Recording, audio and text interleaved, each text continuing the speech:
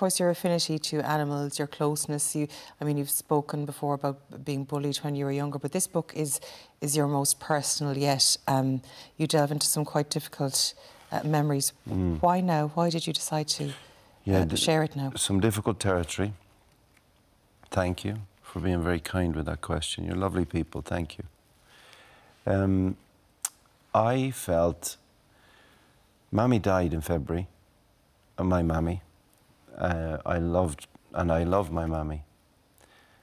And I talk about some things in the book that are very difficult to talk about, which I didn't want her to feel bad about, because I was carrying a considerable degree of pain and some shame about it, because it's about being sexually abused as a child. And the other two big reasons for talking about it now are that I met a young lady. I call her Tess in the book. I changed her name. And she had a dog called Olive, who actually benefited from what I just said from Wolverine.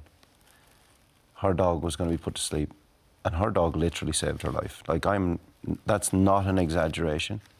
She had had such a traumatic background for the same reason that I've just explained to you. And her dog, who I call Olive in the book, for their privacy, was her salvation, without question, because she couldn't talk to humans. And the dog was going to be put to sleep because all his fingers fell off. All her fingers fell off. And I put them all back on with Wolverine claws and built a suspension frame called a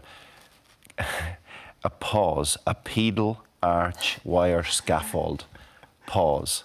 And it's an invention I made from Wolverine. And having met her, I felt I needed to try and shine light into the world and help people, because they think if you got the prefix super, you've got it all sorted out, and that's not true.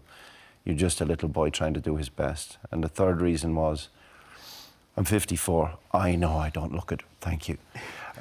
Anyway, I'm 54, looking every minute of it, and I thought, no, mate, you've been running too long now.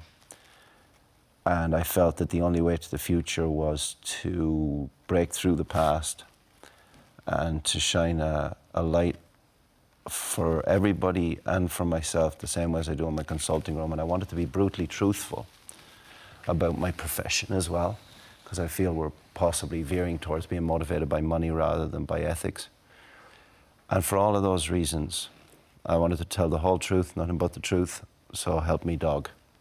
Yeah. Well, it is incredibly open and honest, and brave of you to put that to paper and have it out there.